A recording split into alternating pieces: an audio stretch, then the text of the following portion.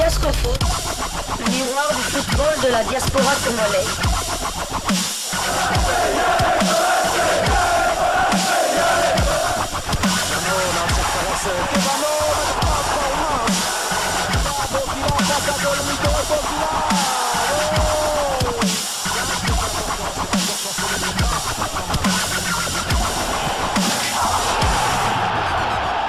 Diascofoot, le miroir du football de la diaspora congolaise. C'est l'heure de partager avec vous quelques news que nous avons pu récolter pour vous, des news concernant certains de nos internationaux ou des binationaux qui se sont illustrés dans leurs clubs respectifs. Et cela dans le cadre de votre chaîne YouTube Diascofoot, parce que nous sommes le miroir du football de la diaspora congolaise. Et pour le numéro d'aujourd'hui, nous le débutons par la France. Qualification historique de Valenciennes pour les demi-finales de la Coupe de France. Cela faisait effectivement 54 ans que la lanterne rouge de la Ligue 2 n'avait plus atteint ce stade de la compétition. Entrée à la 86e minute de jeu, alors que le score était de 1 but partout, l'international congolais Glody Lilepo Maccabi a qualifié son club en convertissant son tir au but. Cette qualification mettra du baume au cœur à notre international congolais, car non seulement son club est quasi condamné à la relégation nationale, l'équivalent de la 3e division, avec 10 points de retard sur le premier non relégable et 12 matchs de la fin du championnat. On peut dire que les carottes sont cuites pour Valenciennes. D'un point de vue personnel, la saison de Lilepo n'est pas vraiment une réussite.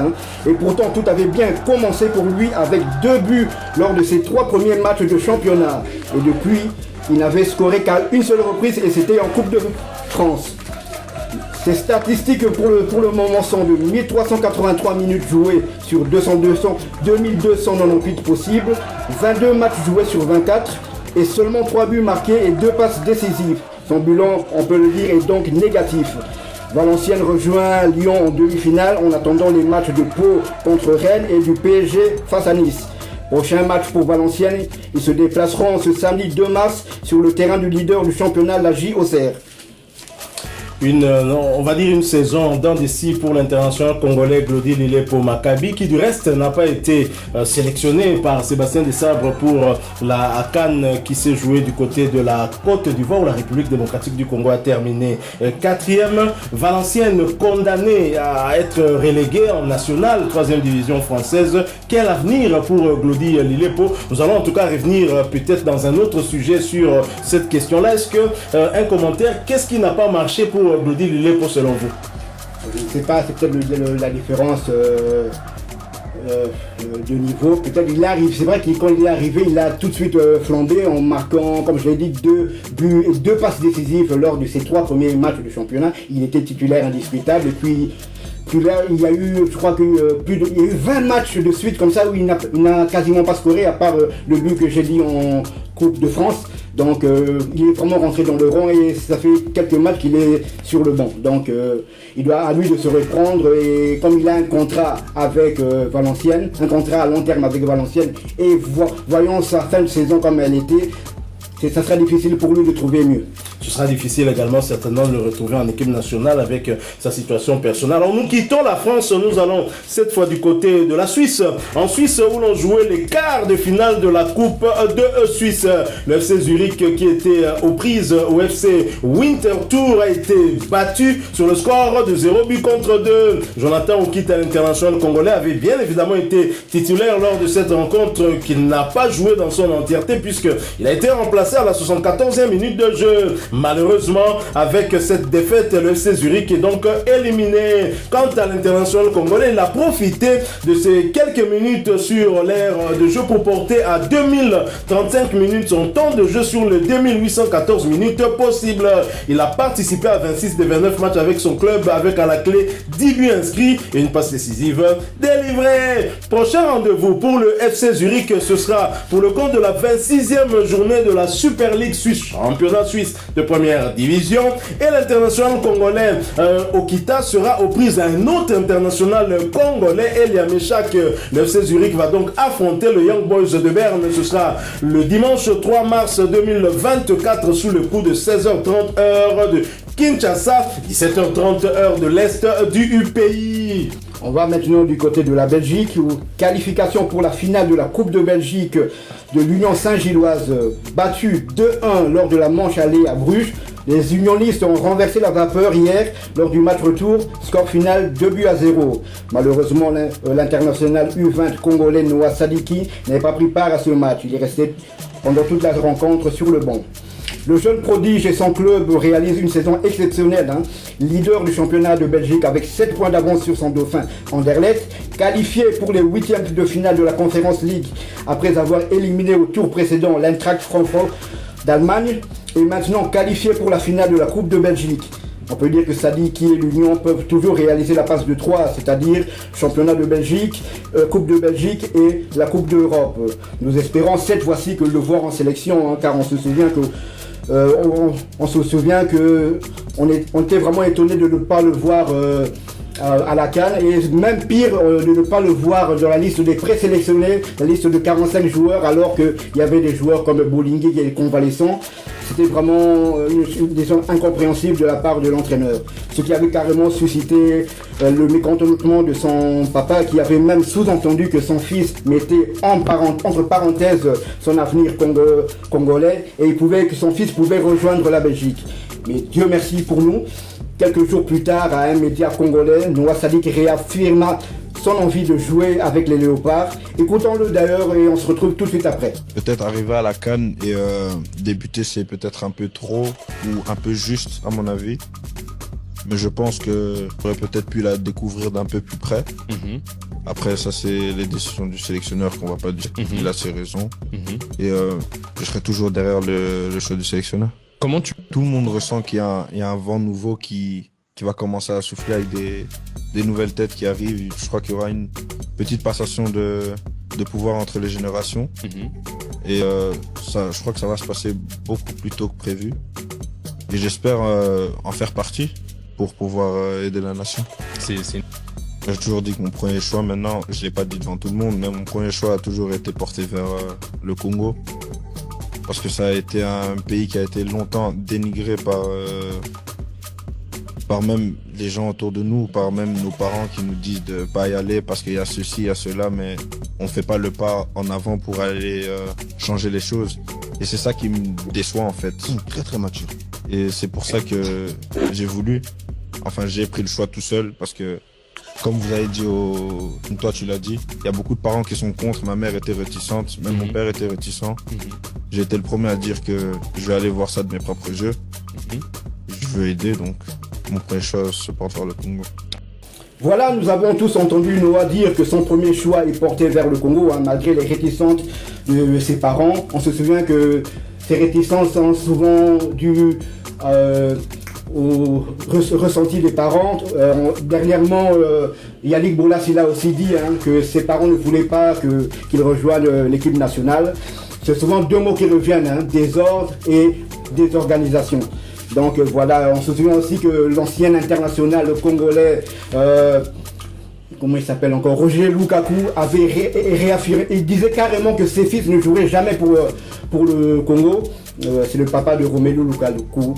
Et il y avait aussi l'ancien international belge Dédric Boyata qui disait aussi que lorsqu'il jouait du côté de Manchester City, Kolo Touré, l'international ivoirien, l'avait carrément convaincu de jouer pour le Congo, mais son père avait carrément dit non. Son père ne voulait pas qu'il joue pour la RDC. Donc c'est souvent les parents qui ne veulent pas que leur fils rejoigne la tanière. Mais là, ici, on voit un gamin de 19 ans qui va à l'encontre de la décision de ses parents et qui fait porter le Congo son choix numéro 1. Félicitations à Noah Sadiki qui, bien évidemment, ils sont rares. C'est les binationaux qui choisissent la République démocratique, dont la République démocratique du Congo, en tout cas, est leur premier choix. Je crois que c'est à encourager. J'espère que Sébastien Desabre, qui lui-même, en parlant de certains binationaux qui hésitent toujours à répondre à l'appel de la nation, tels que Van Bissaka ou Wan Bissaka, selon, il avait dit en tout cas qu'il ne va pas mettre de la pression chez les binationaux binationaux, que ce sera mieux qu'un binational vienne parce qu'il a envie de venir et parce qu'il aime la République démocratique du Congo. Et Noah Sadiki qui le démontre sur le terrain, il montre aussi qu'il a des qualités. Tout à fait. Écoutons-le maintenant donner son ressenti après la qualification du Congo pour les demi-finales de la CAN. C'était au micro de la RTBF, la première chaîne publique belge, l'équivalent de la RTNC. Suivant. La République démocratique du Congo est en demi-finale. Qu'est-ce que ça vous fait, vous qui jouez pour les classes d'âge du Congo Bleu? Je suis très très fier et très très content de cette équipe. Ils ont montré que même si on ne les attendait pas où ils sont là maintenant, avec le mental ils peuvent aller très très loin et je leur souhaite d'aller soulever cette coupe-là parce qu'ils la méritent. Ils reviennent de loin, hein, comme vous l'avez dit, cette équipe elle est dans un nouveau cycle, un nouveau projet avec des jeunes joueurs souvent qui viennent de Belgique. Hein. D'ailleurs, Joris Kayembe, pour ne citer que lui, qui a rejoint le Congo. Vous savez déjà où vous en êtes par rapport à cette réflexion-là de la nationalité sportive définitive que vous allez adopter? J'ai déjà réfléchi à ce sujet-là, j'en ai déjà parlé et je sais ce que je vais faire. Du coup, on attendra les prochaines semaines, les prochaines échéances en sélection pour voir ce qui se passera. Et c'est facile de faire une interview avec une ovation à côté là? C'est pas facile, c'est vraiment pas facile. Ils sont là pour nous soutenir partout où on va. Voilà, on voit Noah Sadiki qui est vraiment heureux de la qualification du Congo. Donc on voit vraiment que Noah Sadiki, son choix numéro 1, c'est le Congo. Mais cela ne suffit pas. Souvenons-nous qu'être international chez les jeunes Congolais ne signifie pas que tu seras automatiquement international au Congo. On se souvient du cas Presnel Kipembe qui avait débuté chez les Congo en équipe de jeunes, mais malheureusement notre coach Florian Ibenge ne l'avait pas amené à la CAN pour qu'il soit international congolais. C'est dommage pour lui, mais bon, heureusement pour lui, il a été champion du monde avec la France. Donc on peut dire, si je peux donner mon point de vue concernant Noah Sadiki, je dirais ceci. Mon point de vue sera en deux volets. Je dirais d'abord, il faut d'abord le sélectionner d'abord pour le garer, comme on dit dans le jargon. Il faut le garer parce que ne nous montons pas. Il est aussi, comme à ce niveau-là, il peut toujours jouer pour la Belgique. Il peut toujours jouer pour la Belgique. Comme je l'ai dit, jouer pour les jeunes Congolais ne signifie pas que vous pouvez jouer directement pour les A congolais. Donc pour le garer d'abord. Et puis, d'abord parce que c'est un joueur, en deuxième position, c'est un joueur qui le mérite tout simplement. Il est performant et si on doit prôner la méritocratie, ça dit qu'il doit toujours être dans la sélection. Il doit être toujours dans la sélection. Comme je l'ai dit, c'est un gars qui aura 20 ans le 17 décembre. Donc il a 19 ans actuellement, il a débuté en première division, c'est Vincent Kompany, l'actuel coach de Burnley en Angleterre, qui l'a lancé à Anderlecht alors qu'il n'avait que 16 ans et demi. Donc c'est un joueur, malgré son jeune âge, qui a déjà une expérience.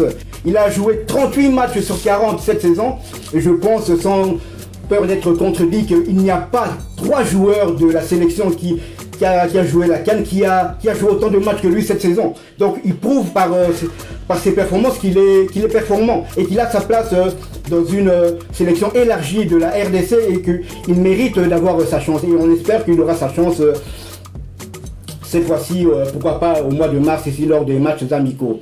Et maintenant pour parler d'un point de vue technique de Noah Sadiki, malheureusement à cause des problèmes de droit d'image, nous ne pouvons pas mettre ces images ici sur YouTube, mais je vous invite d'aller voir sur les réseaux sociaux ou bien sur YouTube, voir qui est Noah Sadiki. Noah Sadiki, pour ceux qui ne le connaissent pas, moi je dirais que c'est un joueur qui joue milieu défensif. Il joue milieu défensif et il peut jouer aussi relayeur, donc 8 comme on dit. Et il a débuté en Anderlecht en jouant numéro 3. Donc un peu comme Chancel Mbemba, c'est un joueur qui peut jouer à plusieurs postes différents. Il est vraiment polyvalent et il est performant. Donc, il est performant aussi. Il a pu être titulaire contre Liverpool en Coupe d'Europe et titulaire contre l'Eintracht Francfort. Il peut être au moins dans le cercle élargi des Léopards. Donc pour moi, il doit être le plus rapidement possible international congolais. Oui, beaucoup de Congolais en parlent. Noah Sadiki est un nom qui revient tout le temps. Espérons que pour les prochaines échéances, ces matchs amicaux prévus au mois de mars, on attend bien sûr plus de précisions là-dessus. Noah Sadiki pourra faire partie de ces léopards qui seront convoqués par le technicien français Noko Sébastien Desabre. Alors nous quittons la Belgique, nous allons cette fois du côté de la Turquie pour parler également Coupe nationale. On jouait également les quarts quarts des finales de la Coupe de Turquie. Nos deux internationaux de Beşiktaş qualifiés grâce à la victoire 2-0 de Beşiktaş devant Konyaspor. Arthur Masuaku et Jackson Muleka joueront les demi-finales de la Coupe nationale. Titulaire, Arthur Masuaku a été remplacé à la 82e minute. Il s'agissait de sa troisième titularisation consécutive. Il a eu à profiter justement de cette titularisation pour porter à 1660 minutes son temps de jeu sur les 4049 minutes possibles. L'international congolais a participé à 20 des 42 matchs avec son club, avec à la clé 2 passes décisives délivrées. Quant à l'autre international de cette équipe, Jackson Muleka, ancien du tout-puissant Mazembe et Anderlecht, il a débuté sur le banc. Il a néanmoins fait sa montée en jeu dans les temps additionnels. Jackson Muleka a profité de ces quelques miettes, quelques minutes pour porter à 2125 minutes son temps de jeu sur les 4049 minutes possibles.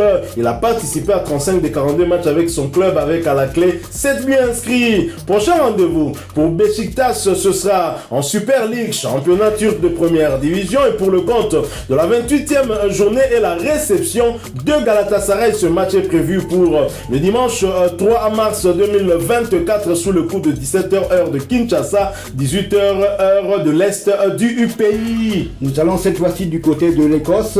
Lors de la 27e journée de la Scottish Premiership, Bushiri et son club Hibernian ont ramené un point du terrain de Hearts. Score final, 1 but partout. L'international congolais Bushiri a joué toute la rencontre de ces matchs en défense centrale. Hibernian est actuellement 7e du classement. Quant à Bushiri, son temps de jeu s'élève à 1692 minutes sur 2893 minutes possibles.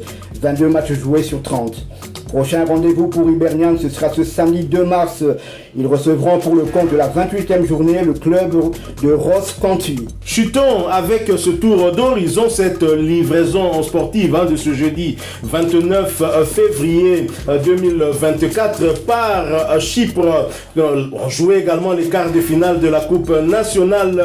L'international congolais Jordan Ikoko et son équipe de Paphos également qualifiés en demi-finale. Titulaire, Ikoko participe à la victoire écrasante de son équipe face à Nea à Salamina. Score final 0 but contre 5. Ce succès leur a permis de valider leur ticket pour les demi-finales de la Coupe nationale. A noter que l'international congolais Jordan Ikoko a disputé l'intégralité de cette rencontre. Il s'agissait d'ailleurs de sa deuxième titularisation consécutive. Il a profité de cette titularisation pour porter à 2276 minutes son temps de jeu sur les 2811 minutes, participant ainsi à 26 des 29 matchs avec son équipe.